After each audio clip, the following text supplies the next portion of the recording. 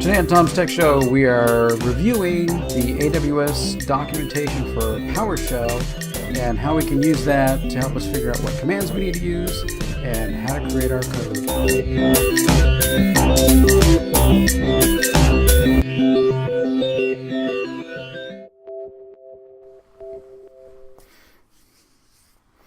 Hey there, this is Tom, my Tom's Tech Show here. Today I'm going to go over the AWS tools for PowerShell, the documentation, the reference guide. So there's a big reference guide out here for all the different tools and commandlets that are available in PowerShell. We're going to go over the new load balancer command because that has a lot of different pieces that we can see and create different objects and things that it needs. Here I've got a big script. This is 1,000 or so lines of code that's in this script. Creates some load balancers in part of that script. So I'm going to need a few things. I'll need a load balancer name and I'll need a security group that I'm using. But let's go and look at the reference guide for new ELB load balancer. That's pretty easy to find. It's down here towards the bottom. Elastic load balancing, new elastic load balancing load balancer. I know it's a little redundant, but that's what we've got. Okay, so load balancer. Now we come here. Description, of course, creates a classic load balancer. You can add listeners, security groups, subnets, tags, etc. So we can add different. Typically when I've been creating load balancers, I'm just letting it add all the availability zones that it needs. I haven't added those yet, but that's a string value. So that this string here just shows you, if I open this in another thing, it's just a basic string value. Nothing. It's actually it's going to redirect me to .NET actually. So it's just a regular string.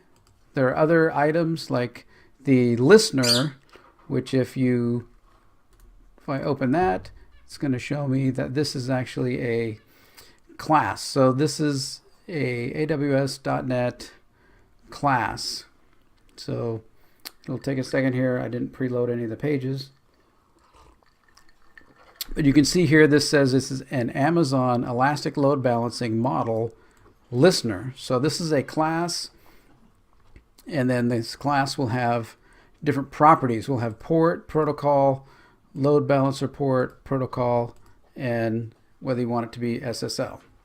Okay, so in my script, I have the Elastic Load Balancer Model listener, and I set the protocol, the load balancer port, and the instance port. So these, as you see in the description here, so the instance port is the port that the instance on the inside of the load balancer is listening on, and then the load balancer port is the port on the outside of the load balancer that's receiving the initial communication. But as you can see here, it's a class, so we need to, if we're going to add this to our listener to our load balancer, I need to create one of those classes and be able to assign that to a variable and then attach that.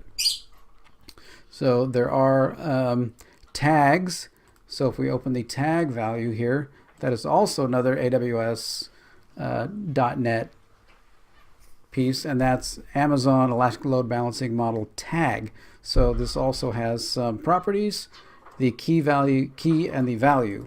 So we can set those as we move through the code. So if we come down here to some of their examples, in the bottom, see they're doing this kind of the same thing I was doing, which is create the model listener, give it the ports and attributes, and then call load balancer with the name, security group, and the subnet, and the listener port right there. So that actually doesn't make the load balancer work completely. You still need to assign resources to it. So there are a few things extra that you need to do there. And we want to do tags and other things to it too. Okay, so we create our listening object.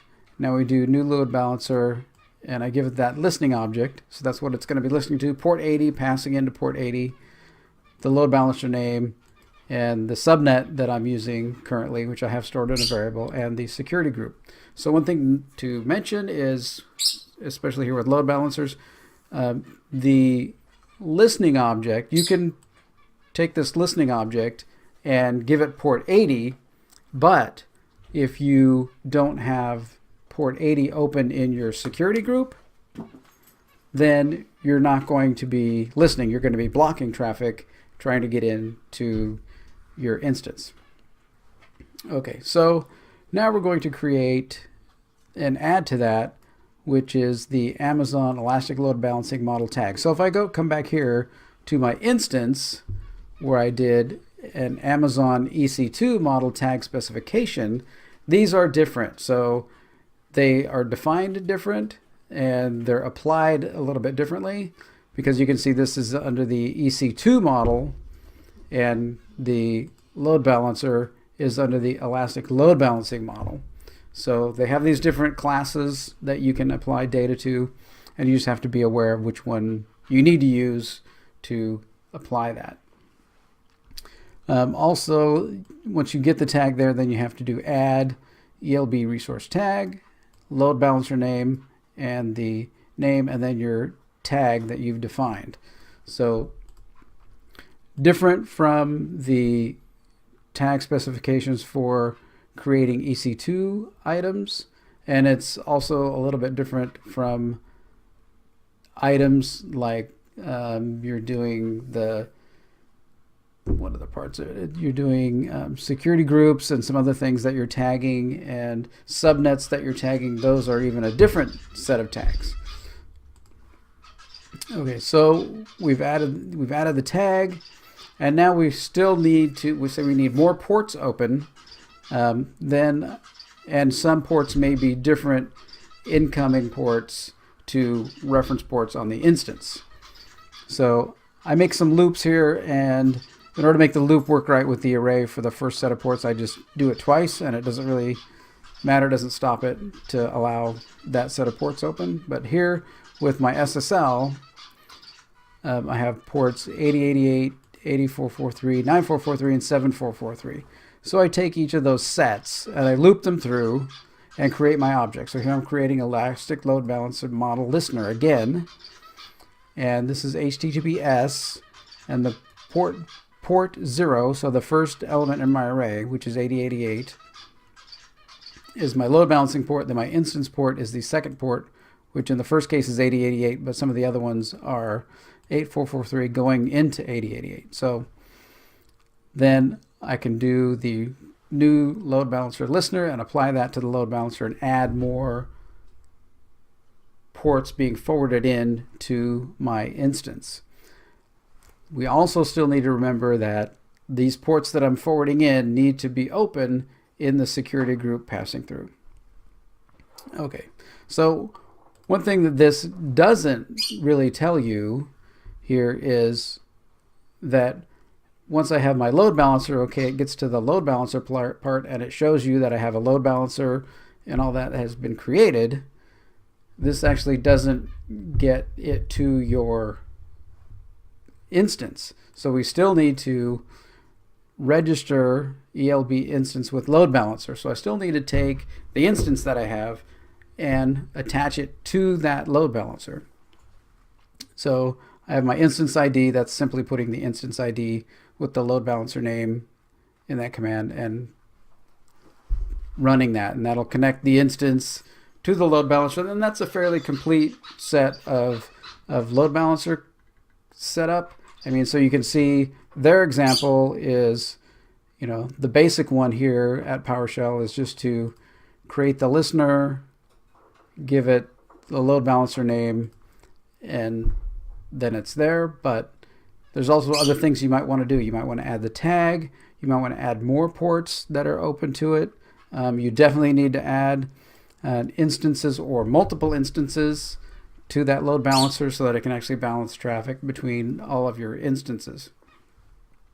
Okay, so that's kind of how I work through the reference guide in AWS, knowing that some of these things are objects that we need to create different like object arrays for, so that we can use them, create those object arrays, put them into a variable, and then take that variable and post it in line with the code so that it's part of the command that we're running. So the HTTP listener here that they created is put here as the listener. So we need to build some of these. It's kind of the same way with the tags.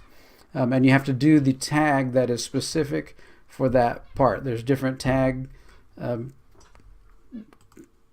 listeners and models for elastic load balancing, EC2 instances, VPCs, different things like that. And those are referenced in this guide, and it'll show you as you go through the commands. If you search for those commands, you can pull those out and see what variables you can send to it. Like this, we have all these different variables: instance port, instance protocol, and here we just have key and value. So that's kind of how you break out from those different pieces and know what values to put into them. And then from there you can create and build your script and get your information together. It does really help to, like, be very familiar with AWS and the web console and how it works, because I know that in the web console management, that if I am creating a load balancer and I'm applying a security group and I'm attaching instances, I'm going to have to do all those same things in my script. I'm going to have to create my listening ports, create my load balancer, and then security group with those ports open, and then go and attach my instances. It does the kind of wizard way in the web interface, but in programming PowerShell, you need to kind of still understand that, because you're not getting a wizard, right? You're coding it. So, okay. Well, that's how I go through the documents. That's how I kind of branch out and push through and see what different things there are, get what I know how to do it in AWS, and then go and try and find those steps and those objects that I need to build in order to put the commands together and create them. So hopefully this has been helpful. If you like this video, then go ahead and punch the like button. Subscribe to my channel. I do videos like this all the time, a couple a week. And what else? Oh, I do photography videos. I do kind of TV, entertainment, movie videos about things I like. And sometimes I may just ramble on about something. But if you like any of those things, then subscribe to my channel. Thanks.